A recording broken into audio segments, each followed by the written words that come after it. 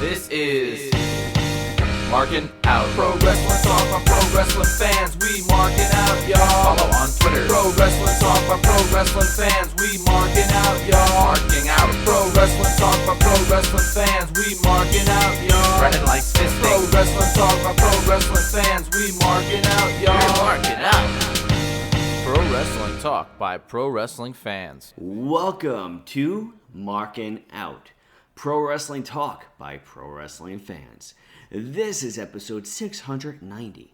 Make sure that you check out our previous episodes at markinout.com. We are also on Spotify, Apple Podcasts, and wherever else you're listening to podcasts. Make sure you rate us a 5-star frog splash of a rating. Buy a t-shirt over at prowrestlingtees.com/markinout. Also, check us out on Instagram at markinout11, on TikTok for the next 9 months. That's got to be a lawsuit. Yeah, unless things change. For now, let's keep on following us for now. Make sure that you check us out on Instagram. Make sure that you check us out over on Twitter at Markin Out. Give us a like on Facebook and wherever else you can follow us on social media platforms. It is me, it is Dave the Rave. And you can check me out on social media platforms at DavidPTDPT. Go check out Chris at Chris Swingdog on Twitter and CMSweeney85 on Instagram. And, of course, go check out Brandon at BTTG161 on all social media platforms. Hey, Brandon, how are you? I'm doing awesome as always. How about yourself? Fantastic. Tell me, are you feeling any better? 100%? Here and there. There we go. But I will say I am quite annoyed with Target right now because I've been searching for over a month for the brand new Anthony Bowens figure. Yeah. And I think the distribution for the Jazzware figures are just trash.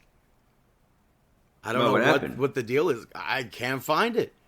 And then I went to one Target and they said, "Oh, we're going to get a shipment in Monday's date, last Monday." And I was there on Friday and I was like, let me just go look at the figures. Happened to see 3 of the figures from the set, no Bowens. So that was before the date that they gave me. And then they said that there's no other shipments coming in for that series. So I have no idea what's going on with that. And I think it's super annoying that they don't even sell the figure on their website. When you go on their site and look for the figure, it's Ringside Collectibles charging way more money. So it doesn't even show in their system if they're getting the figure in because the only version of that in their system is Ringside Collectibles.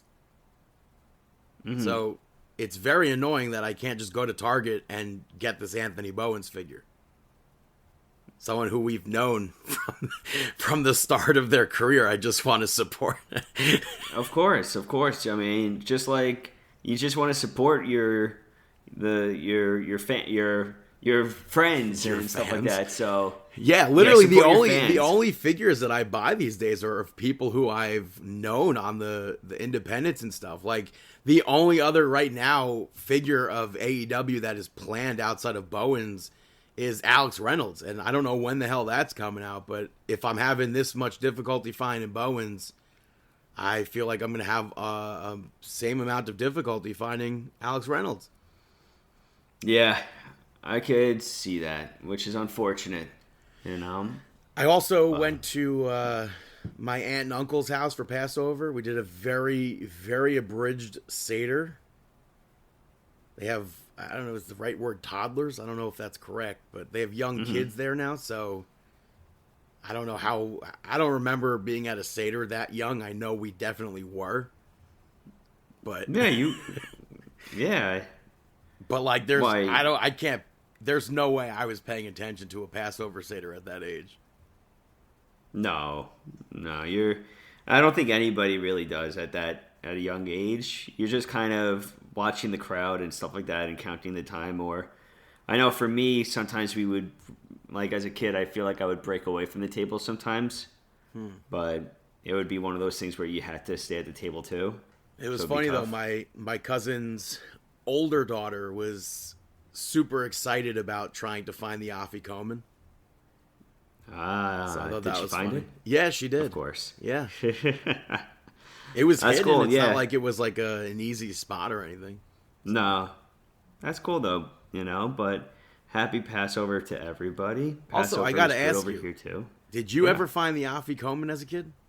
Yeah, of course. How much did you get for it? Oh, I think 200. No, like how much did you actually get for it? Come on. Probably $1, maybe $5 if you, maybe $1, maybe $5 if you were lucky. I feel like it was $1 or $2. I remember some Passovers where I feel like I might have gotten 5 or 20. I don't know if it's 5 or 20. Mm-hmm. But they pulled out $2. I was like, that doesn't seem right. It seems like the price should be going up since we were kids. That's what my little cousin said. She told my dad with inflation and stuff she's asking for 15. My dad was just like, "What do you mean?" She's like, "Everything's getting more expensive. It's the Afikoman's 15." Like, I'd love to know how much the Tooth Fairy gives these days. Right? It's crazy. Yeah. No, I think it was like $1 or $2 back then. Back in our day. Yeah, I don't think it was $1 for me though. I really feel it was like 5. And maybe I was once lucky and got 20. I don't remember fully, obviously. That was a very long time ago. I definitely didn't get 20. It was like 30 years ago. Yeah, how was your week? It was good. It was a good week, Right now we got playoffs taking place with a lot of the New York teams are involved, which is incredible. The Mets are playing well right now. Everything is going incredible. Everything is a lot of awesomeness taking place. Right now, I am looking into potentially next year going to Japan for a conference. Was asked to be brought on for a talk over there, so we'll see if it all gets accepted. That would be January 4th or what? When is this? This would be May. So I would be over there probably for my birthday, I think. I think it would be the end of May that I would be in Japan, and I'd probably be there maybe. I mean, you would have to take at least a week and a half, right?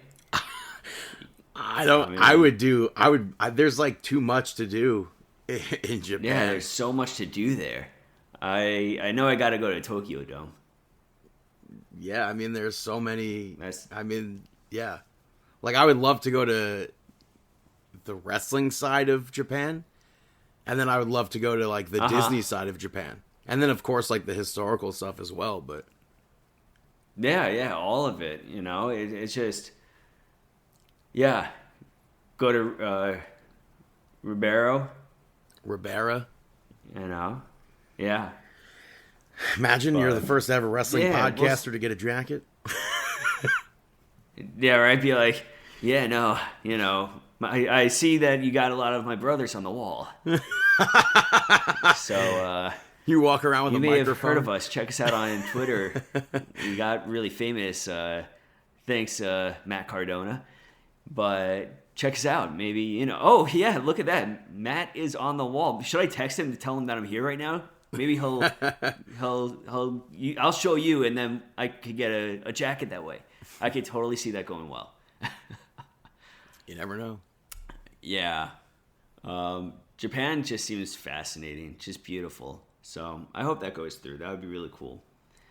But let's get on to it. Let's talk about some releases that took place in WWE this week. We had some releases that took place during SmackDown that Brandon spoke about. But more releases took place this week. One of the most prominent ones that got out there because of his video was Cameron Grimes. Yeah, that's unfortunate. And then apparently he was told like the week before by a higher up that he's going to have a job for life or something. And then gets released. That's kind of weird. I don't know who's doing these releases, if it's Endeavor or what, or TKO or whatever.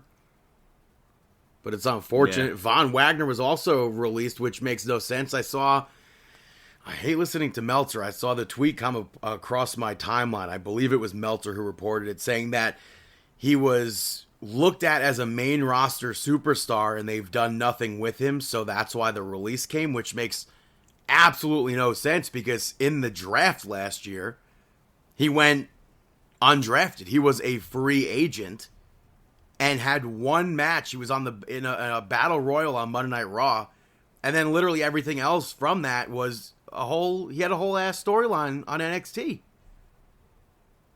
So how they could, in their minds, see that as a main roster thing, if that's actually accurate, makes absolutely no sense as to why Von Wagner was released.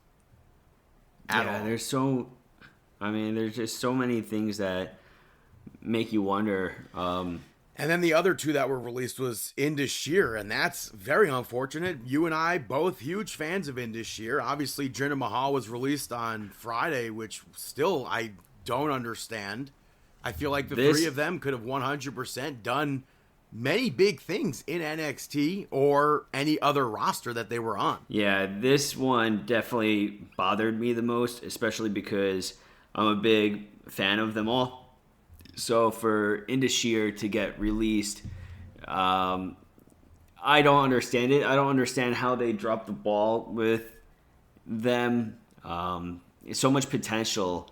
And even nothing for nothing, but with wanting to expand to the market in India, you just released a majority of, if not all of your wrestlers from India. Not all, but like nobody else is coming to mind that is. Well, one of the members of AOP are.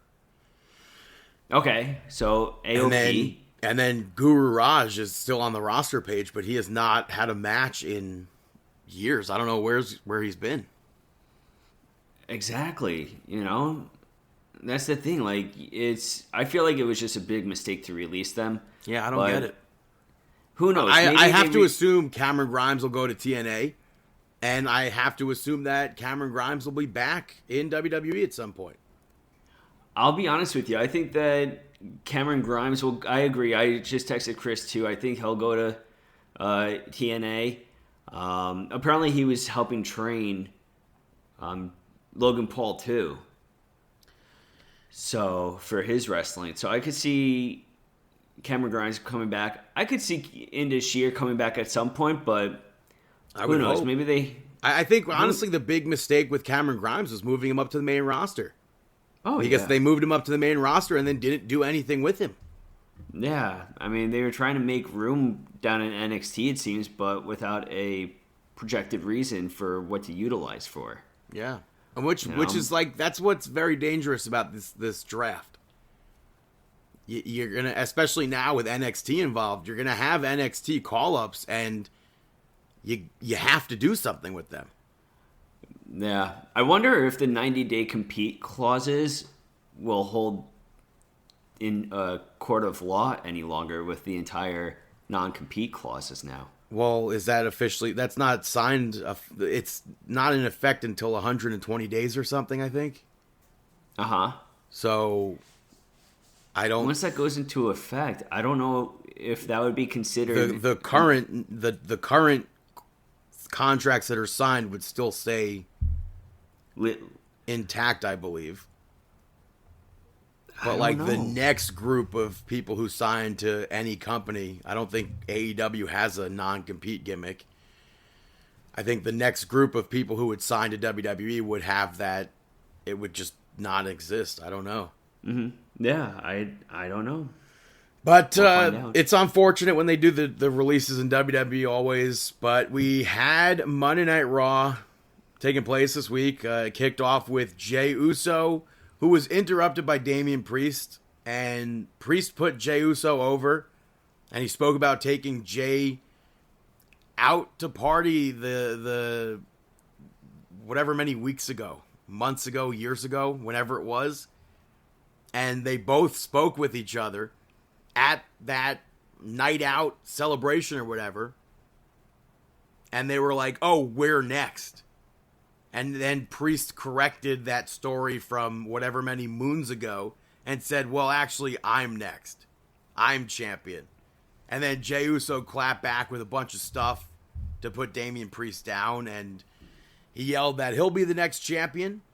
And then JD McDonough showed up, and Jey ended up super kicking Damian Priest. It was a little awkward, but that was the end of that segment. Yeah. But, after that, we had the first matchup. Awesome Truth picked up the victory over the DIY to pick up the victory. I think I said pick up the victory twice in that sentence. But to retain the tag team championships. And I thought the match was good. I like when Ciampa hit the pedigree on R-Truth. Yeah. And when he did that, I thought the match was over. I actually thought DIY was about to walk away with the titles. Oh, wow. Right then and there. And then the match continued. They hit the meet in the middle, and I was like, oh, that's going to be the end of the match, and they're going to be the champions again. Or the champions. And then Miz broke that up, and eventually they got the win. They hit the lie detector and skull-crushing finale. I forget what they had a name for it. I can't remember what the combined name was. I don't remember the name, but they definitely... This was an entertaining match. I didn't think that DIY was going to win. Actually... I went into this match thinking the Awesome Truth were going to 100% retain. And then they did those spots, and I was like, oh, maybe this is it for the Awesome Truth. Actually, they did get me with the... Meet in the middle? Yeah, the meet in the middle. The pedigree, I didn't get really worked on, but the other one, I did start to think like, can they get it? But, yeah, I don't think that I think Awesome Truth will be a transitional champion. I don't think they're going to hold it for multiple months. Well, at this point, I can't see who will be the next to take the titles from them. Unless it's going to be a heel DIY. Right now, we saw them shake. Well, Johnny shook hands afterwards with Miz and R-Truth. Ciampa refused to do it. Yeah. Maybe Ciampa is like, wait a minute. He's on the same wavelength as Candice and Indy Hartwell. This isn't getting us anywhere. And maybe he'll convince Johnny to eventually turn heel too. And then, boom, the way is back to being the way with the addition of Tommaso Ciampa. And they're heels. So I could, I don't know. It's tough to say, but after that, next up we had Gunther. Oh yeah, you had Imperium and Gunther coming back after it's his first appearance since losing his championship. Coming to Monday Night Raw. Speaking about it all. He thanked Sami Zayn for lifting the weight off his shoulders of being the longest reigning Intercontinental Champion. And how he's now gone from going... He was the hunted and now he's the hunter. And then he declared for the King of the Ring. I thought it was a bit weird for him to thank Sami Zayn. Be like, oh, you actually did me a favor by lifting the weight off my shoulders of carrying the longest reigning Intercontinental Championship title in history. Yeah. I thought that was weird. But he declares for the King of the Ring, and then that brought out New Day. And Xavier Woods brought up being the reigning King of the Ring, which his reign really kind of fell short due to injury, unfortunately. So, is he really the reigning King of the Ring? Technically, yes, but... on a technicality, yes, but I mean, storyline-wise, it has been months. Yeah.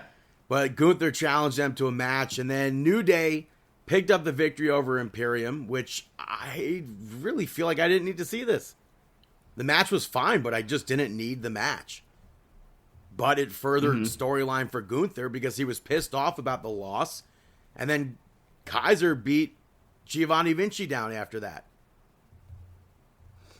Yeah, this entire thing, it was a good match, but it just got us, the entire reasoning was to get us to the beatdown at the end of the match, which we don't know if he's going to be aligned with Gunther still. Well, so Kaiser backs off and then eventually runs back down, hits a huge drive-by on the steel steps, which I don't want Imperium to be broken up. And we did see Kaiser go to the back and like kind of nod at Gunther. Mm-hmm. So it does seem like they're still together. And I feel like we've seen this before with Imperium. Yeah. So I can't say that they're broken up. We've seen them do that to Giovanni Vinci before, I think. Yeah, we have. I mean, he is... Yeah. So I'm not ready to say Imperium is done, and I hope they're not. But there's a possibility. Yeah, I kind of think that they are done, or at least they're done with Giovanni Vici. Bring back Alexander I don't know. Wolf. Make them the 4-man team again. I would love for Alexander Wolf to be back. Where is he? MLW or something? I have no idea. Germany. Yeah, he was awesome. Man, After that, we saw Drew McIntyre come out and he spoke about CM Punk. And he went to speak about the King of the Ring, but Sheamus interrupted. And he spoke to Drew McIntyre about getting his moment at WrestleMania and how he ended up blowing it over a spat with CM Punk. And then Drew McIntyre made fun of Sheamus's weight. So,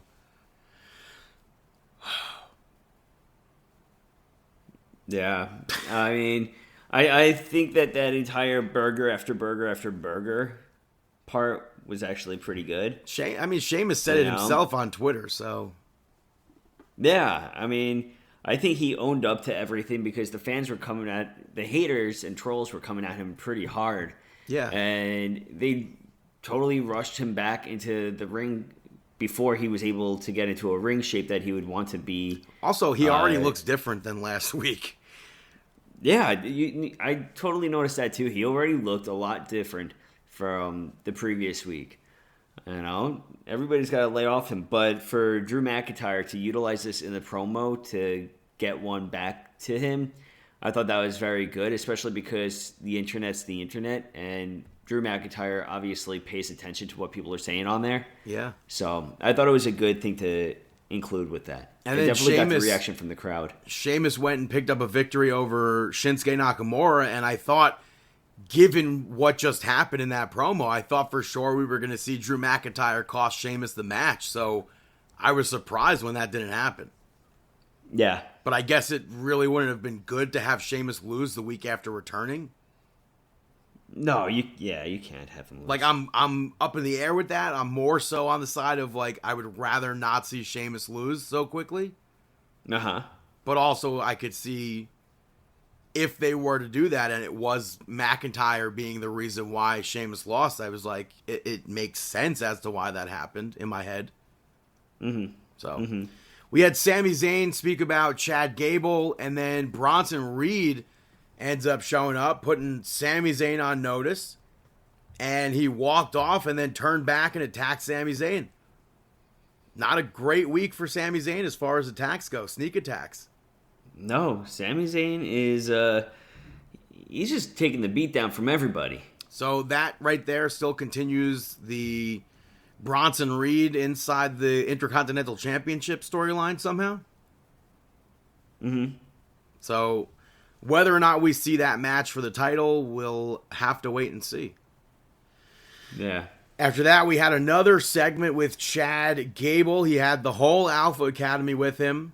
And he said that Sami Zayn rubbed everything in his face, and it should have been him to have the match at WrestleMania, which I agree with. And it should have been his daughter in the front row, not Sami Zayn's wife. And it should have been his moment. And then he said that he's been wasting his time training a bunch of losers. He's lost focus. And then he ran the Alpha Academy down to their faces. And yeah, I think thought this was him running Otis down, I think, hurt the most to me. I thought that this was really a solid segment, though. I mean, originally I didn't know how it was going to go. I didn't know if everybody in the ring was going to turn on him. You didn't know how it was going to turn out and play off. You didn't know if Chad was going to attack somebody. But Chad Gable went into everybody, calling them all out, and everybody kind of just took it and I guess maybe understood that, yeah, we're not living up to where we should be. And I mean, even Tozawa, I think, took to Twitter and said something about like, I am a loser or something like that. Yeah, something like that. And I mean, Chad Gable said they can't be upset with him because they signed up for this. And now they'll all focus on him winning the Intercontinental Championship, and they'll help him to do it. Yeah. So it seems like they're still going to be with Chad Gable. Mm-hmm. Hopefully he does become Intercontinental champion at some point. Yeah, that would be incredible. Earlier in the night, they had a video for Andrade basically saying he's not a fool, and it was targeted towards Judgment Day, and he claimed that he is now their biggest problem. And then fast forward in the night, we have Andrade and Ricochet pick up the victory over Santos Escobar and JD McDonough. Dominic Mysterio showed up on Monday Night Raw in a sling, and he got Santos Escobar to do him a favor and tag with JD McDonough, which Damian Priest was annoyed at. It wasn't ran by him. Dominic also said that Ricochet's lucky he's not cleared because he'd obviously pick up the victory over Ricochet, according to him. Or it was implied. Yeah. And then he also went on to have a stare down with Liv Morgan backstage. So I thought that was interesting. Yeah. Man. But the match I thought was decent. I think the crowd seemed kind of dead for this match. They did chant for Dominic to shave his mustache. He showed up on Raw with a mustache out of nowhere. But I thought the match was decent, like I said. The spot where Andrade threw JD McDonough off the top rope, and then Santos Escobar hit a Hurricane Rana to Ricochet, where Ricochet ends up basically hitting a Harlem Hangover to JD off of the Hurricane Rana that Santos did. I thought that was a really good finish. I thought something that was I thought that stare down with Liv Morgan and Dom after was more intense than anything. People were like, "Oh my God, Dom's going to help Liv Morgan win the title." How does that even make sense? That'd be so stupid. People were thinking that Dominic was going to help Liv Morgan win the title. That same night? I mean, in general. I don't know if it was specifically that night, but in any world, that makes no sense. I mean, it could, but not so quickly. It literally can't. Huh? It literally can't. The only way it would make sense is if Liv Morgan romantically plays him. I don't want to see that at all. I don't want a romance angle. I'm dealing with that, just getting out of that relationship in AEW. We don't need that on TV. So, but that's the only way that would work is if there was a romantic angle where Liv Morgan. That would be dumb. It was a big public thing. He's engaged. He's married. Yeah, but you have to. Don't need to see that. And then Damian Priest took out Andrade and Ricochet after the match, and he was pissed off at Dominic for them losing. Because Dominic vouched for Santos Escobar, who owed him a favor for WrestleMania. Yeah. And then... next up, you had the main event of the evening. We had the Women's Battle Royal to see who was going to become the new Women's Champion. Becky Lynch picks up the victory. Where do we want to start with this? Well, I think right at the beginning of the episode of Monday Night Raw, Michael Cole and Pat McAfee hyped this up big time. And they aired a bunch of promos for this. Nia Jax and Liv Morgan got into a pull-apart right before this match. And then Becky Lynch did one of those walking promos to the ring. And I liked that she gave Maxine a pep talk, especially after what just took place with the Alpha Academy. Mm-hmm. So I thought that was really cool. But the match itself, Maxine had a huge moment in this where she eliminated Candice LeRae, and then she eliminated Indy Hartwell. So I thought that was really cool. I really liked the elimination from Nia Jax to Ivy Nile, because she locked Nia Jax in that armbar over the rope, and Nia Jax just like swung her into the ring post for her to drop and then get eliminated. And then Maxine went at Nia Jax, and the fans were pretty behind Maxine in this segment. Yeah, I noticed that too. I think my favorite part was Chelsea Green being eliminated twice from the Battle Royal. Yeah, before that, Becky Lynch took Piper Niven out, and then Piper dragged Becky Lynch out of the ring and attacked her. And then she dragged Nia Jax out of the ring to help Chelsea Green out, who was dealing with Nia Jax. And then Nia ends up hitting a rock bottom or a choke slam, whatever you want to call it, onto Becky Lynch, who was on the commentary table. And then she hit the Samoan drop onto her. Chelsea, while the referees are dealing with all of this, gets eliminated. And then she like hops back up onto the apron. I thought that was a hilarious spot.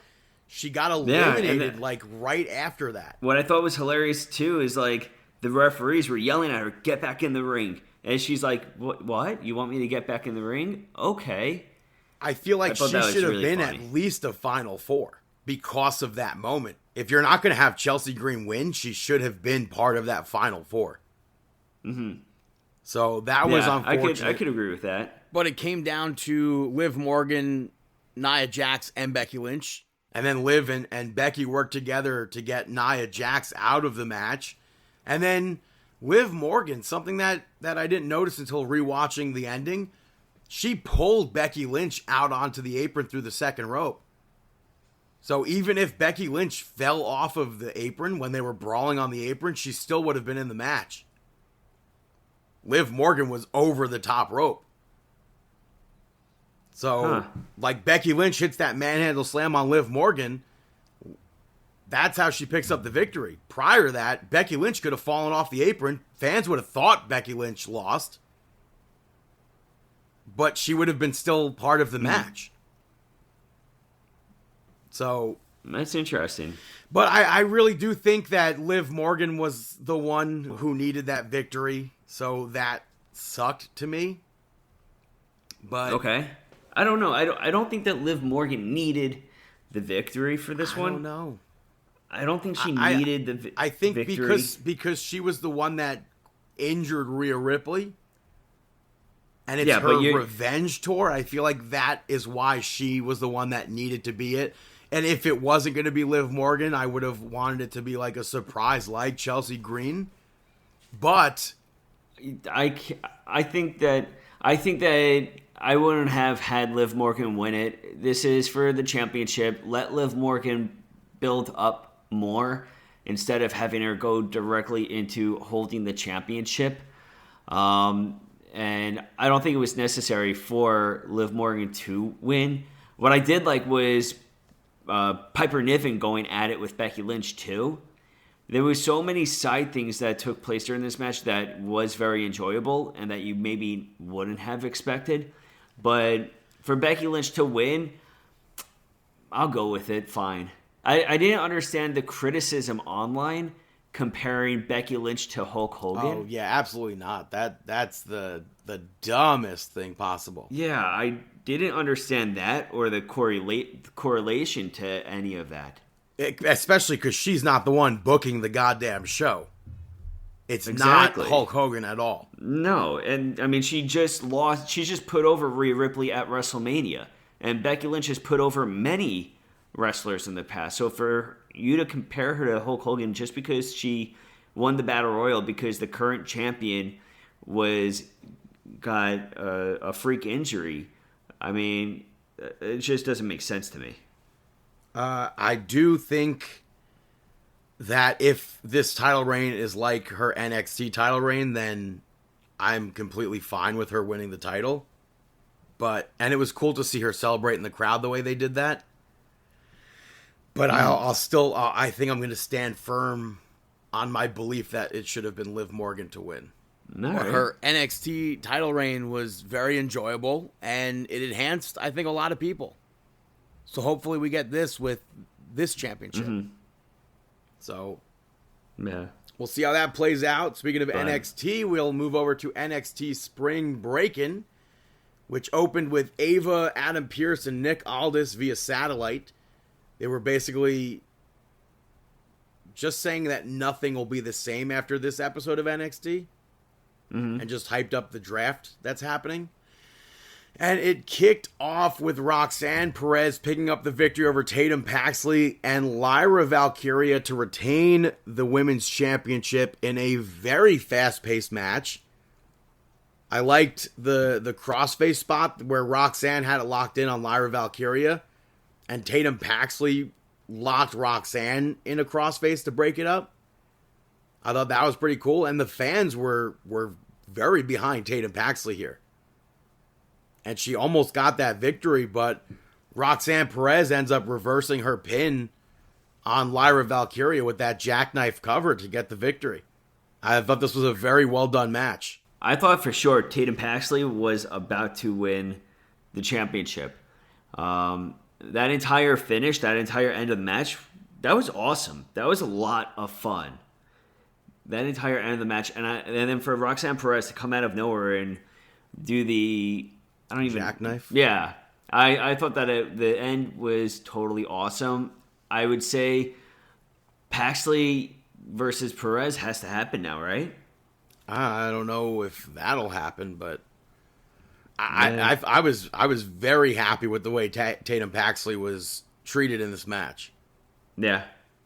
After that, we saw the D'Angelo family pick up the victory over No Quarter Catch Crew. Super chaotic.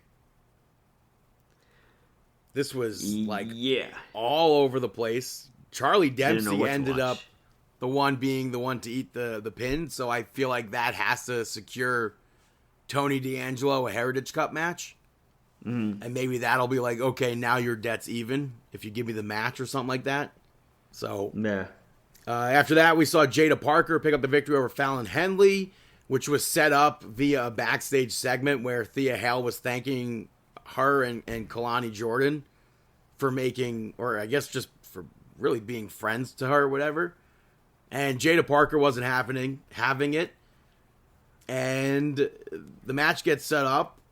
I did not think Jada Parker was going to be the one to win this. I definitely did not expect that either, especially with Fallon Henley being who she is. Yeah. But JC Jane ends up cutting a promo on Thea Hale afterwards, and it sets up a match for next week's Spring Breakin', Night 2. And then something else that set up next week's Spring Breakin', we had Lola Vice and Natalya have a contract signing for the NXT Underground match, where we knew that Carmen Petrovich was going to be in Natty's corner, and it was a big mystery as to who was going to be in the corner of Lola Vice for that Underground match. And it turned out to be a returning Shayna Baszler. And it turned into a little scuffle. Nothing like a normal contract signing as far as scuffles go. So I liked that. I didn't mind that it didn't like break down into like, oh, someone went through a table. And it was a very different version of a contract signing too. I think it was probably done more so like a UFC sort of event. Yeah. So, which makes sense because like with the involvement of UFC and even that NXT UFC announcement, you know? Battleground taking place at the Apex that people hate. I don't know how that's going to look for wrestling. I think there's like nobody that's in there. I don't know how many people actually show up to these events, but apparently it's not many. I think there's, on a good day, you can have less than 1,000 packed in as the capacity, which I think is fine. I mean, for an NXT crowd especially, but I don't know how any of that's going to work, and I don't know. People say there's some of the worst UFC events, so I don't know.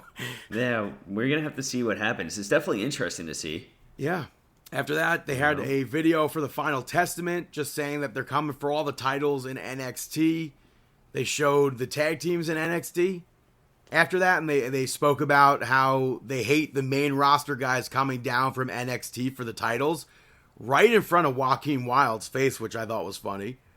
And then the OC walked in and agreed with them, which is also funny because they are main roster people coming down for NXT titles. And then Malik Blade broke a mirror by mistake. So I think that'll eventually tie into his character with the whole bad luck and everything. Yeah, but with the Final Testament putting all the titles on notice, I don't know if that also includes Scarlett putting Roxanne Perez on notice. We don't see her wrestle often, so I don't know. Yeah, I'm not too sure.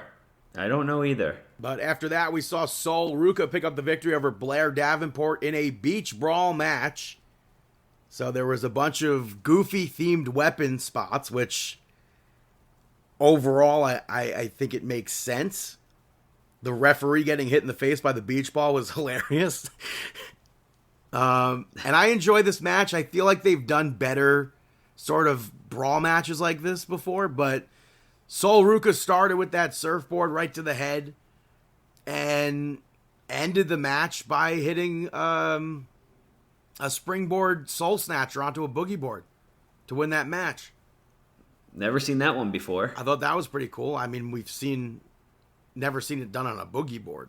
Yeah. Right. Yeah, never on the boogie board.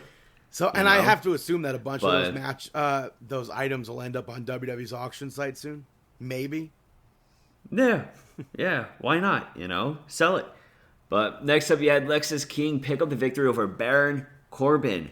Which also I don't know about you. From a segment from the other day where I guess Lexis King gave Baron Corbin a going away gift or whatever, because there's chatter about him ending up on the main roster. So I was actually surprised that Lexis King picked up the victory. I too. I didn't expect him to win. Yeah.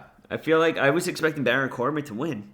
But he did try to cheat, and the referee saw it, and then Lexis King ends up pushing Baron Corbin into the referee, and Corbin caught himself and stopped right before he knocked down the referee. But because the referee couldn't see, Lexis King was able to kick Baron Corbin below the belt and get that victory, the advantage for the victory. So yeah, I'm completely fine when a heel does something like that. Yeah, I agree. It's a solid win for Lexis King, and it's fun to watch Lexis King develop in NXT. But next up, you had Trick Williams take on Ilya Dragunov for the NXT Championship.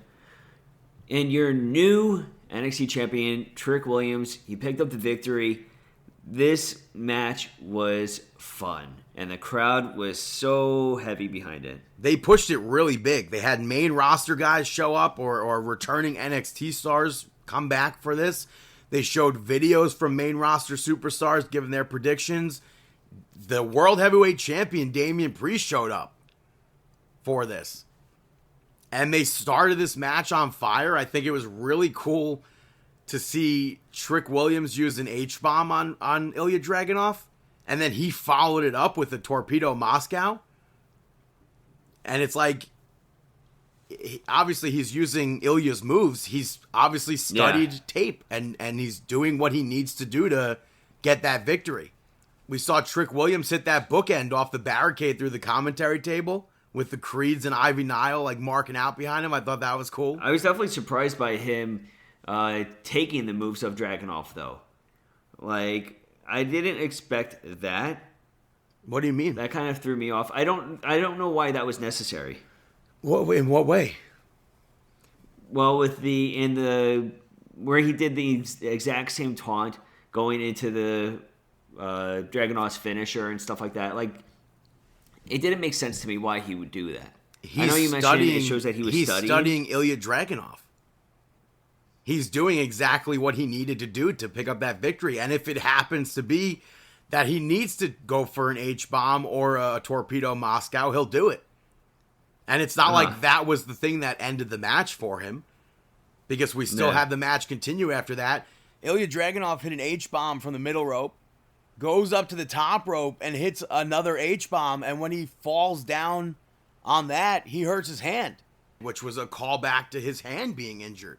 And then the very last spot of this match, which goddamn melted the internet, Dragunov goes for the Torpedo Moscow, and Trick Williams nails him with that knee, which is a direct callback to Vengeance Day, where on the flip side of that, it was Ilya Dragunov who connected with the Torpedo Moscow to retain the championship. This time it was Trick connecting with his knee to win the championship from Ilya Dragunov, who now has to leave NXT. Yeah. I mean, you kind of knew the I think that we all knew the outcome of this one. But I think, once that was presented, and then he presented the championship to Trick Williams, which I thought was really cool, and he gave him that hug, and he put him over. Yeah. It was definitely a nice little ad. I found it to be super annoying that I don't know if you want to call them the AEW Galaxy, the IWC, or what, got so pissed off at the end of this match because that's apparently how Bryan Danielson versus Will Ospreay ended at Dynasty on Sunday. I don't think that it would be an intentional thing. There's absolutely no way in hell I'm thinking that's an intentional thing. It's a callback to their last championship match. Yeah. Like how, and then once you put that in their face, they still say no. This is an intentional thing. WWE is a scummy company. You support trash. Yeah. You're wrong. It's okay to be wrong. It's so goofy. And then when they're like not gonna fully accept at all that this was done, the exact same spot was done at Vengeance Day in February, they block you and then still continue to talk trash about you. Mm-hmm. People need to grow up. Yeah, agreed. Not everything is AEW versus WWE. It shouldn't be. No. But that's NXT. Going to move over to SmackDown. It was the WWE Draft, and they really hyped that up. They showed the 2 rooms with legends like the Dudley Boys, Teddy Long, JBL, Michelle McCool, and Tori Wilson, as well as the general managers and some other people, I guess network people, in quotes. And Paul Heyman opened the show basically to say that Roman Reigns has withdrawn himself from the draft, so somebody else can be drafted at number 1. And then we open up with the contract signing for Backlash with Cody Rhodes and AJ Styles. AJ Styles brought up how he and Cody have been down the same roads. They've both had to have proved themselves outside of WWE.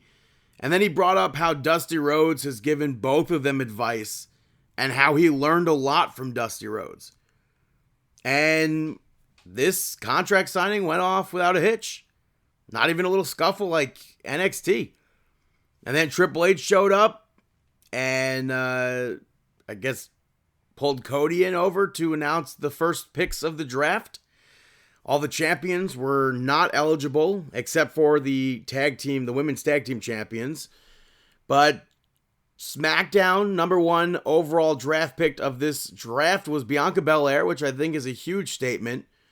I think that's awesome for her. And she's a phenomenal athlete, so I think that's awesome. Monday Night Raw chose Jey Uso, which I wasn't expecting, but it makes 100% sense if he's going into that match against Damian Priest for the championship. If you can't pick the champion, you should pick the challenger. Then the biggest shock, perhaps, not even a shock, because we all knew it was happening. We just spoke recently. Carmelo Hayes went up at number 3. I think that's the surprising part, is that he was drafted in the first round. So I think that's huge for Carmelo Hayes. Seth Rollins was the final pick for round 1 for Monday Night Raw. And then Carmelo Hayes came out and challenged Cody Rhodes for the main event. And that match gets made. The first match of the evening, I think it was like 30 minutes into the show, we saw Rey Mysterio and Dragon Lee pick up the victory over Los Lotharios, which I thought was a decent match. There was some fast-paced action to this, but there wasn't much to this match. It was just a win for Dragon Lee. And then the big thing afterwards was Santos Escobar coming out. And he said he wasn't the person that attacked Dragon Lee. He's a man of his word. Elektra Lopez has been working on finding footage of who attacked Dragon Lee, and she found it. And they played it. It was Carlito, just like everybody thought it was going to be Carlito.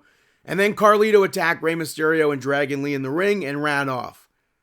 So right now it's Rey Mysterio, Dragon Lee, and Joaquin Wilde. Because Cruz del Toro's out with an injury. Zelina Vega's still there. And we don't know if Carlito is going to join Legado del Fantasma, but it gets Carlito as a heel against LWO. After that, Bron Breakker picked up the victory over Cedric Alexander. We really haven't seen much of Cedric recently, and the match reflected that. Bron Breakker speared him. That was it. Cedric was going for a handspring move, spear, boom. We also got a Wyatt tease during this, but I didn't see if there was a QR code or whatnot. After that, Michelle McCool and Tori Wilson came out to announce the draft picks. SmackDown picked Orton. Monday Night Raw chose Bron Breakker, which I think is so stupid that he was even eligible. Because he just signed to SmackDown. Jade Cargill just signed to SmackDown. Andrade just signed to SmackDown. These things just took place. Why are they eligible? It makes no sense. And if I'm Bron Breakker, then I'm pissed off because I weighed out my options. I chose SmackDown. So I wish that didn't happen. We saw Nia Jax get drafted to SmackDown. Maybe she could be joining the Bloodline 2.0, perhaps. And then Liv Morgan staying on Monday Night Raw. And we then have the Bloodline pull up to SmackDown, and Solo Sikoa asked Paul Heyman about them being drafted. And Paul was like, oh, not yet. And then he told Solo Sikoa what happened with Roman Reigns about him removing himself. And it led to Kevin Owens attacking Solo Sikoa and Tama Tonga. Then we cut to Bianca Belair out being interviewed. She was asked about her and Jade Cargill having the chance to dethrone the Kabuki Warriors at Backlash. And she said Jade is the perfect person to help her get rid of Damage Control. The Kabuki Warriors showed up, and then Jade Cargill showed up, and they were screaming at each other back and forth. Didn't come to blows. And it led to Kevin Owens and Tama Tonga brawling straight through them. Into the ring. Solo Sikoa joins in, takes Kevin Owens out, and they beat him down. Tama Tonga taking out agents, taking out security guards. And Randy Orton makes a save. And I thought that was a really cool segment. It leads to Kevin Owens and Randy Orton versus the Bloodline at Backlash. The very first match of Tama Tonga at Backlash. I'm very much so looking forward to that. After that, the Dudley Boys came out. They did the gimmick that Bubba Ray did at WrestleMania with the glasses and not being able to see. So both of them put on their glasses to read their picks. SmackDown chose LA Knight. Monday Night Raw chose Ricochet. And then, finally, the Bloodline drafted. They were drafted Solo, Tama Tonga, and Paul Heyman to SmackDown. And then Monday Night Raw chose Sheamus. I think Sheamus being on Monday Night Raw makes sense. He literally just returned, and he went to Raw. Earlier in the night, Tiffany Stratton stopped Nick Aldis in the hallway to ask for her title match. And he said someone gave him the idea to have Tiffany Stratton versus Naomi, where the winner will face Bayley at Backlash. Turns out Bayley was the one that came up with the idea, and then you go to have Tiffany Stratton versus Naomi go to a no contest. Bayley was on commentary. I liked what we had from this match. I enjoyed. The running hip attack from Tiffany Stratton was nice. The split-legged, whatever you want to call it, senton from Naomi off the apron I thought was cool. But also to hear Bayley putting over Tiffany Stratton was nice. Nia Jax showed up and she took out Bayley, which distracted Naomi. She went out of the ring to help Bayley, only to get put down as well.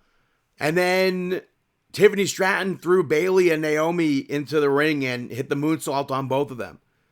We had a backstage segment with the Street Profits and A-Town Down Under, which I thought was funny. That hypes up their tag team title match for next week on SmackDown, regardless of who was drafted, regardless if the Street Profits, I guess, are drafted on Monday to Raw. And then we also saw the Final Testament beating up Tyler Bate and Pete Dunne. I thought for sure we were going to have them like run NXT or do something on NXT. So that was kind of weird, but it sets up British Strong Style versus AOP. Then the final picks of the night saw JBL and Teddy Long come out. SmackDown chose AJ Styles. Monday Night Raw chose Alpha Academy. I'm happy that they're staying on Monday Night Raw because for me, the end game is the Intercontinental Championship. Andrade stays on SmackDown. A surprise, Kiana James drafted to Monday Night Raw. That I'm very happy to see that. I'm a fan of Kiana James, and I'm looking forward to seeing her on Monday Night Raw. In the main event of SmackDown, we saw Cody Rhodes, the WWE Champion, pick up the victory over Carmelo Hayes. Good main event. I really liked when Carmelo Hayes teased going for the Crossroads. I also liked when both of them went for their springboard moves and missed. But Cody was able to hit the Crossroads, picked up the victory.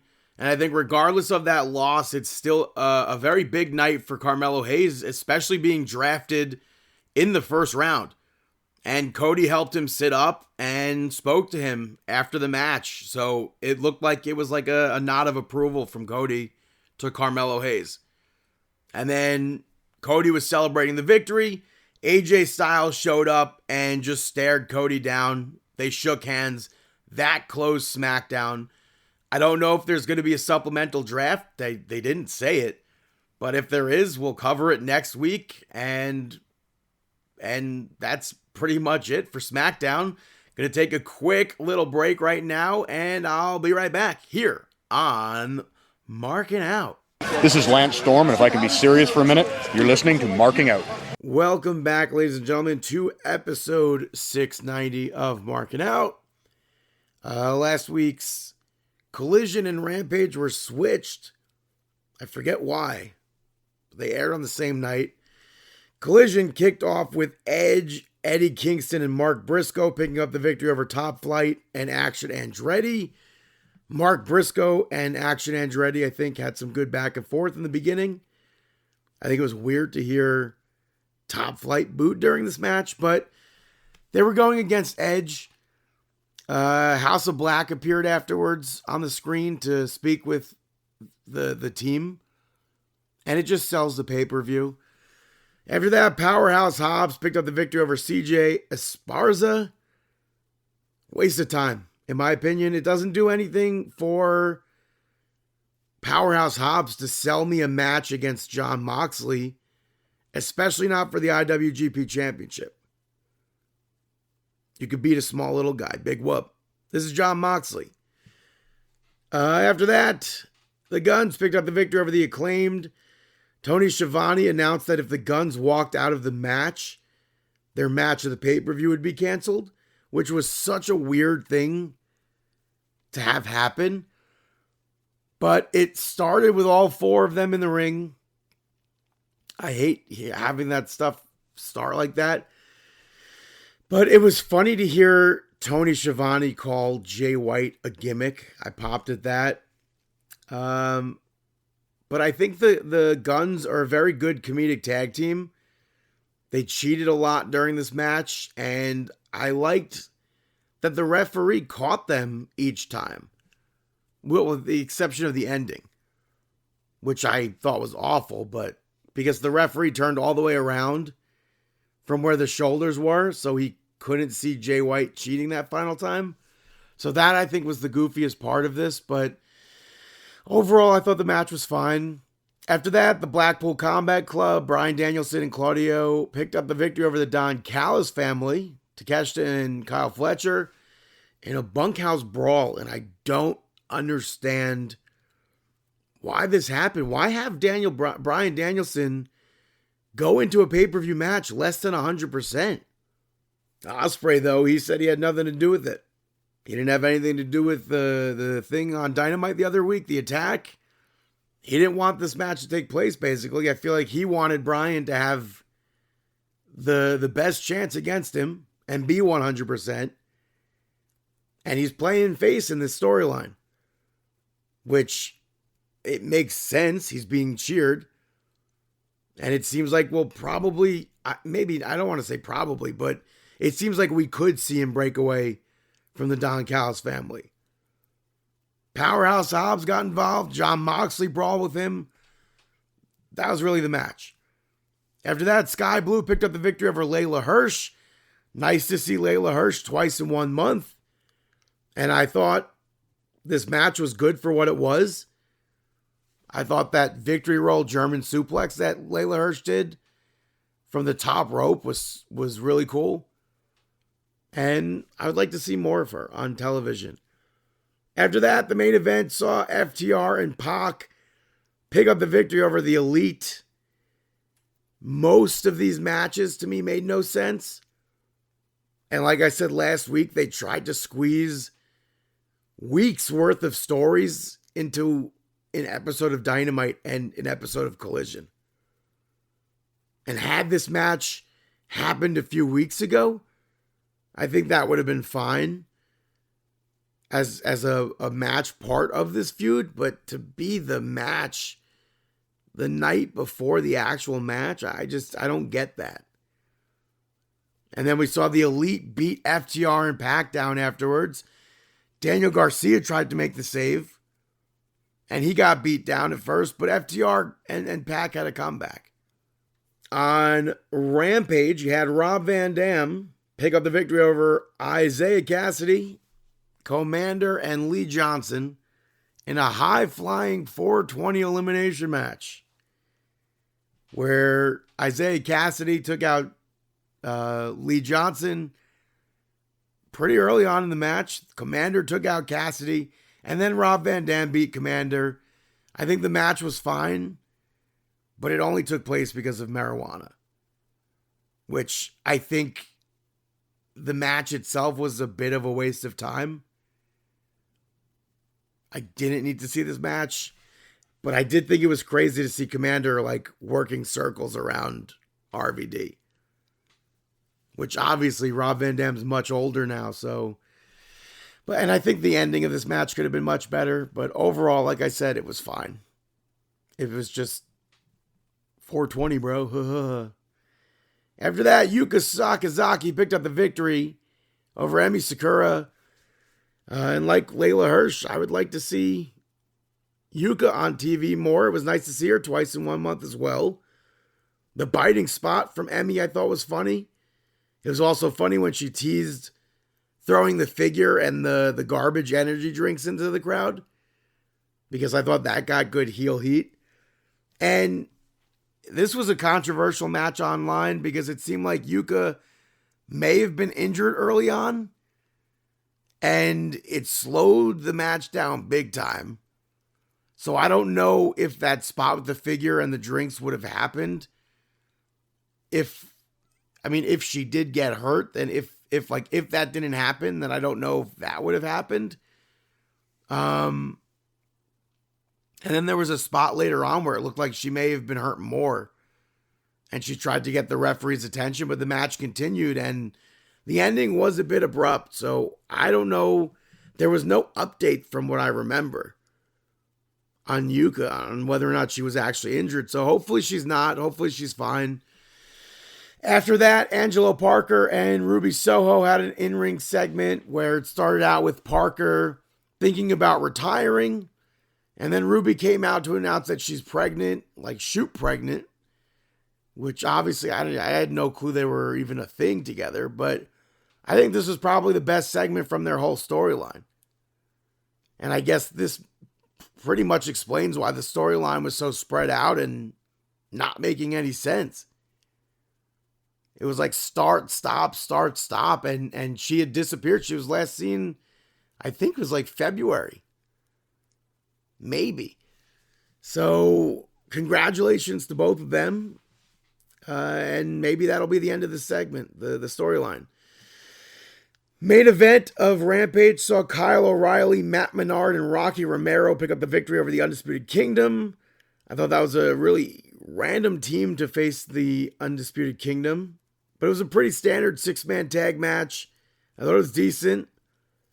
I think they should have waited to have Kyle O'Reilly and Roddy face off, though, especially since they haven't wrestled each other since 2018, and that was going to be on the pay-per-view. But that was Rampage. AEW Dynasty took place this weekend.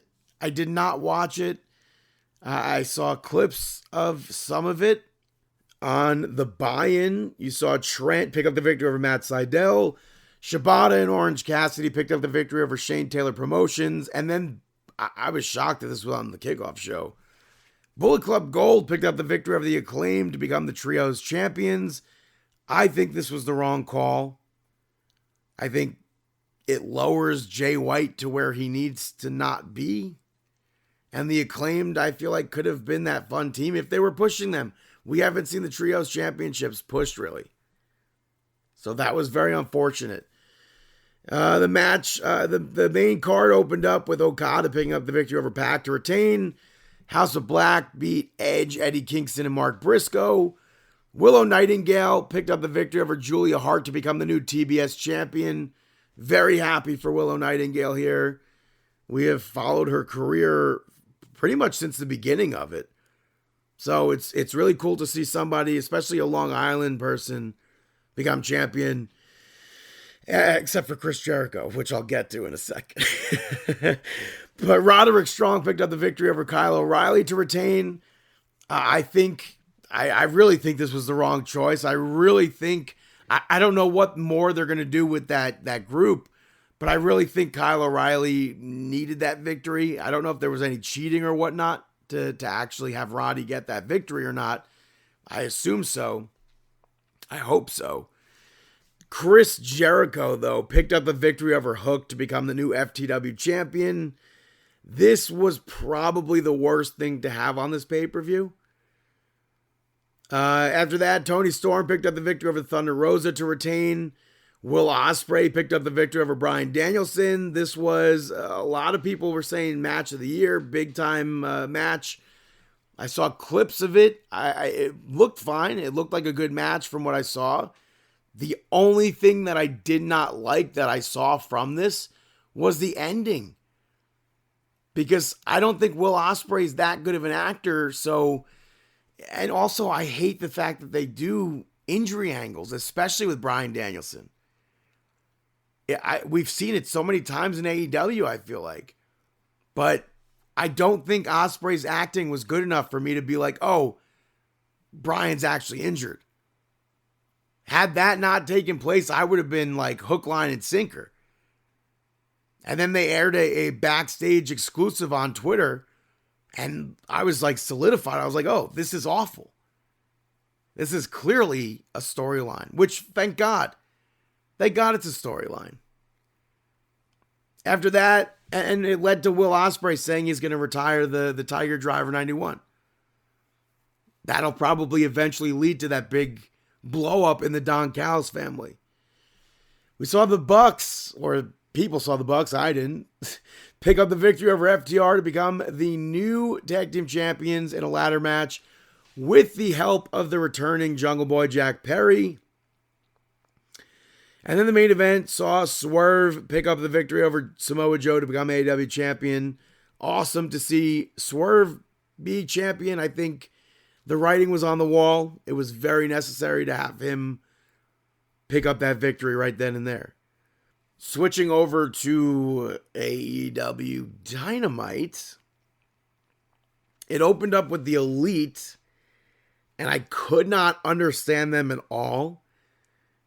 And the sound for this, maybe like 90% of this episode, was awful.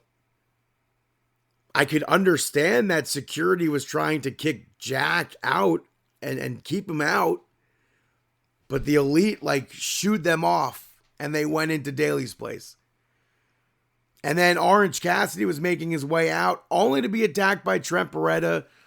And then Trent called Chuck out. And Trent said he's sorry that he didn't do this years ago. And he spoke about how Orange Cassidy was supposed to be their mascot, basically, and have them be like the main focus of their group, which I completely understand. And then Chuck ends up attacking Trent. Trent walked off, and Chuck challenged him to a parking lot brawl. They have history in a parking lot brawl there. It makes sense. It's taking place, I think, on Rampage. So I'll talk about that next week. After that, Swerve picked up the victory over Kyle Fletcher in an elimination match. Or an eliminator match, I mean. And I think this can clearly set up further Swerve versus Ospreay in the future. Probably, maybe. I don't think Double or Nothing. Given that Will won that other match, it's probably All In. Probably All In Will Ospreay versus Swerve for the championship. But I thought this was a decent match. Nothing special. I was very annoyed that they cut away from the champion's first defense to show Jungle Boy going into Tony Khan's office. I thought that was so goofy. And then apparently Kyle Fletcher was supposed to cheat during this, and he had integrity, and he didn't do it. And they had a backstage segment afterwards where it seems like we're going to see Kyle Fletcher also perhaps leave the Don Callis family. Thunder Rosa was interviewed. Could not hear a single thing she was saying, but Deonna Purrazzo showed up and got in her face. So I don't know what that's about. Mina Shirakawa picked up the victory over Anna Jay. I like this match. This is probably my favorite match on the night of Dynamite. And I think they could have done so much more with the match, but I was fine with it. I really like the pin finish from Mina that she did. And then she and Mariah May went to celebrate with the champagne, and Anna Jay knocked Mina Shirakawa out of the ring, locked Mariah May in the Queen Slayer, and then Toni Storm came out, and Anna Jay left, and then Serena Deeb came out. And I have absolutely, again, no clue what she said because they didn't air the audio. I assume, obviously, it has to be with the title because the title was sitting right there. But I have no idea what she said. After that, we had the Willow Nightingale Championship celebration, which was interrupted by Mercedes Moné. And she congratulated Willow and then said that in 30-something days at Double or Nothing, she's going to be champion. So it does kind of feel like Willow is that transitional champion. Sort of like Swerve, too, because I don't feel like Swerve is going to be holding it past All In. So, I mean, right now it's April. That's in a few months. Hopefully we get a really good reign from Swerve if Ospreay is going to go over. And hopefully this reign with Willow will be a strong one. And we'll see week after week. Maybe she'll defend it. Hopefully. But they all spoke about who attacked who. They all pointed fingers. They brought up Mercedes getting injured in their last match together. And Willow basically said that she wants to prove 100% that it wasn't a fluke. That she can beat Mercedes Moné when she's not injured. Quite frankly, I would love for Mercedes Moné to lose that match at Double or Nothing. And then we saw Chris Statlander grab Mercedes' arm, and she ends up slapping Willow instead. So maybe it was Chris Statlander who took both of them out. I don't know. After that, Will Ospreay won a casino gauntlet match to get a shot at the International Championship. I feel like this was such a random match. I don't know why Jay White was wrestling in this. He literally just unified Trios Championships. But it was overall a very chaotic and confusing match. Kyle O'Reilly was in this, and he literally just lost his title match even. Lance Archer brought weapons out. He ends up going through a table. And I think the match overall had some fun spots. But once Will Ospreay was out and known that he was in that match, you had to know he was winning that. And then we saw the Undisputed Kingdom show up, and they just did a face-to-face afterwards. Chris Jericho had an in-ring segment, really pushing this lightning tree learning tree gimmick, which Brian Myers did the same exact gimmick in TNA Impact Wrestling like 2 years ago. Maybe 3 years ago. And then Big Bill interrupted and said he needs Chris Jericho's guidance. And we had Shibata backstage challenge Chris Jericho for the FTW Championship next week. And he's obviously going to lose. I don't know if anybody's going to enjoy this learning tree Jericho gimmick. After that, Jon Moxley picked up the victory over Powerhouse Hobbs to retain the IWGP Heavyweight Championship. They brawled in the crowd. They made sure to point out that they're able to stay out there for 20 seconds, or 20 count, I should say. Which I could still swear they announced that for AEW rules at one point, and I know other people thought that as well, so maybe it's just one of those Mandela effects, but Jon Moxley ends the match by choking Hobbs out. Dynamite ends with Jack Perry coming to the ring. Commentary mentioned how he tore up his AEW contract, which I thought was so cringe because that's not how contracts work. And he called Tony Khan out. And then Jungle Boy said that he wants what's best for AEW and he wants to be reinstated. And Tony Khan gave him that like super powerful handshake. They hugged. They did the arm raise and everything. And then Jack Perry hits Tony Khan in the gut with the microphone. Tony goes down as if he's Woody from Toy Story and Andy's about to show up. And then maybe 3 seconds or so goes by. And he remembers he has to sell the fact that he got hit by Jungle Boy. So that looked awful. And then the Elite ran down and played it up as if Jack did something wrong. Oh, why would you do that? Don't do that. They helped Tony Khan up. Even though he was just laid out there, he's up. He's at him. Perfectly fine. And then the three of them join in, basically. He gets hit with the Tony Khan driver, whatever they call it. I thought this was an awful ending. I thought this was an awful segment. Nobody in the back came out to help Tony Khan until after the Elite left or whatever. As soon as Jack Perry hits Tony Khan in the gut with the microphone, nobody runs down. How does that make any sense?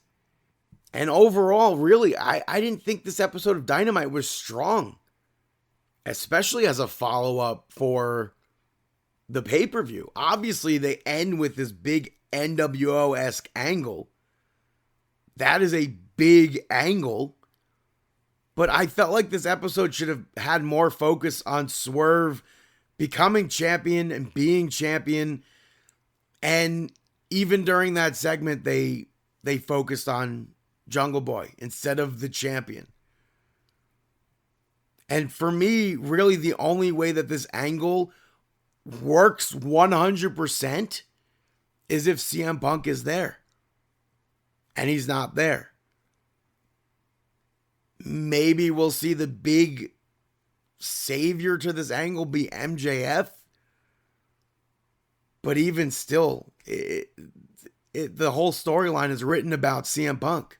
And he's in WWE. So that's AEW Dynamite. Hey, Brandon. Got any shout-outs? Hey there, Hef. We should listen to Brandon's shout-outs. The first shout-out goes to the Tortured Poets Department. How could it not be the first shout-out? We wouldn't be the #1 Taylor Swift pro wrestling podcast without mentioning Taylor Swift's brand new album. I enjoyed it. I listened to the full album that was out at midnight on Spotify, and then there was like teases where everyone's like, oh my God, this is going to happen. This is going to happen. And there was like a clock that said 2 a.m. You show back up at 2 a.m. Turns out it's a double album. And she drops more tracks at 2 a.m. So I listened to those tracks. I very much so enjoyed it. If you have not listened to the album yet, you're probably not a Taylor Swift fan. I gotta say, I haven't even heard one song from it yet. Not even Fortnite featuring Post Malone? I saw a video of it, like a 5-second clip that was featured on the news, but I haven't heard anything from the album. He has 2 DDP tattoos on his face, and I obviously, because I know he's a wrestling fan, and because I'm a huge wrestling fan, I had to assume that it's a DDP reference. Diamond Dallas Page. He's even got the cards next to one of them. DDP's got cards tattoo. Apparently his daughter's initials are DDP. I mean, it's very, very possible. I mean, I don't know. Like I said last week or a few weeks ago, I feel like I just need a break from Taylor Swift stuff. Well, my next shout out goes to Fallout, which is based on the video game, but I've literally only played it once for 5 minutes, and that was only after I watched the first few episodes. Somebody gifted me a code, because with Amazon Prime, they were giving it out for free. That's cool. Do you have any clue about these games or the television program? I've watched some of a Let's Play of Fallout, but I don't know anything about the TV show.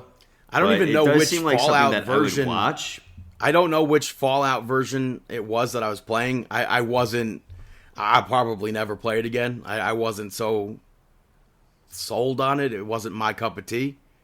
But I saw the trailer before even knowing it was for a show based on a video game, I guess. And I thought it looked good. And I very much so enjoyed this show. Ella Purnell and Walton Goggins are among the stars of this. And if you're like me, like I said, you know nothing about the game. It's a post-apocalyptic drama. It's a little mix of sci-fi, a little mix of like a Western. And I'm pretty sure it's already picked up for season 2. And it was cool to see Kevin Matthews in a scene, so I wasn't expecting that. I thought that was pretty funny. So if you're into any sort of post-apocalyptic, sci-fi, Western, anything, I think this show is for you. I really think you would love this show. Yeah, I'm sure. I just don't have Amazon Prime. Right. And then my last shout out goes to Conan O'Brien Must Go. I watched the whole season in a day. It's only 4 episodes, which is, I almost cursed. It's BS. Oh, hey. 4 episodes is not enough of this, but it's definitely like Conan Without Borders, but it's also very out there at times. And I can't quite describe it, but it sometimes feels like a show that he made just to pop himself, which I definitely thought everything in this show was funny. So check it out. It's on it's on Max. He goes to Norway, he goes to Thailand, Argentina, Ireland. And like I said, 4 episodes is not enough. So hopefully we get more. I would love to see a second season. I would love to see a second season with way more episodes than that. So those are my shout outs. Now it's time for our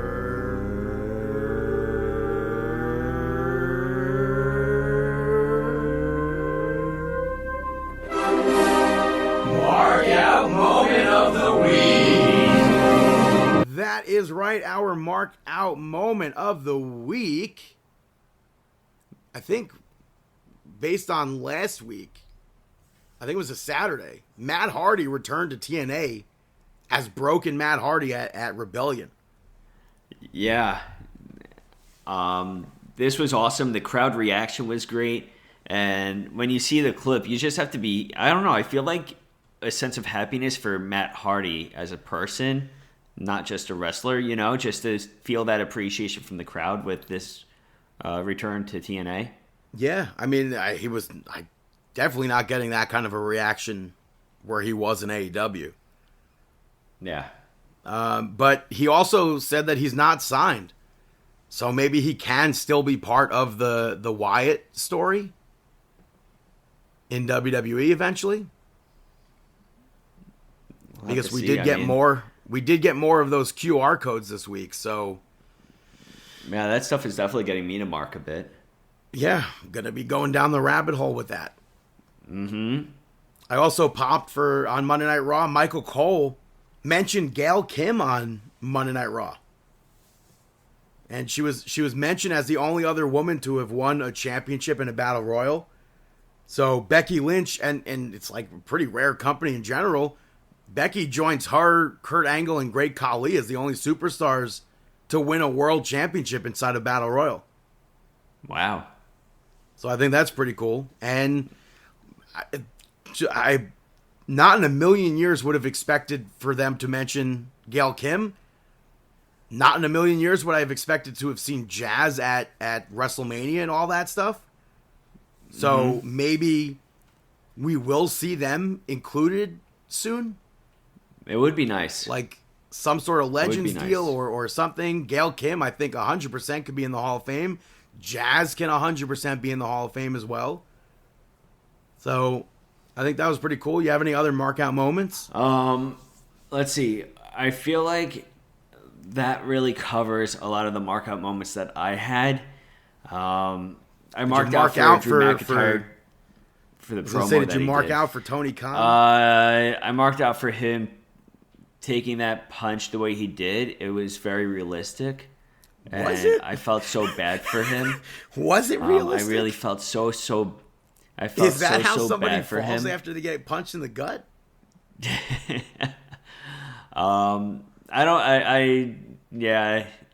I did mark at one point during that where the Young Bucks were lifting him up into whatever their finisher is. It's now called the Tony Khan driver. It was at one point called the Meltzer driver. Who must be so pissed off that he wasn't part of that segment. No, the one where they both were picking him up from the ground. Yeah, the Elite Trigger or something. Yeah, I don't know what they specifically call it, but yeah, I was kind of marking. I thought for sure they were going to hit that. That didn't happen. Yeah, exactly. I was marking during that part to see if they were actually going to hit that, but for Jack Perry to actually punch Tony Khan, I didn't really mark out over that part. I feel like with Jack Perry, could have gone either way with either a face or a heel.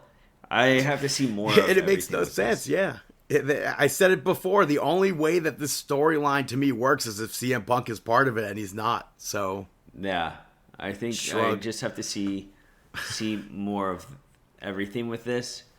But I don't. Yeah. But that is episode 690. Thank you so much for tuning in. Of course, you can follow us on Twitter at Markin Out. You can follow us singularly, BTTG161 on both platforms. Chris Sweendog, CM Sweeney85, David PTDPT, Facebook.com/Markin Out, Instagram and YouTube, where you can also listen to episodes, are Markin Out 11. ProWrestlingTees.com/Markin Out gets you some merch. We would greatly appreciate it. We would appreciate it more if you would just hit us up on Apple Podcasts, Amazon Podcasts, Spotify Podcasts, rate, review, and subscribe. We would very much so appreciate that. And like I said, thank you so much for tuning in. We wish you the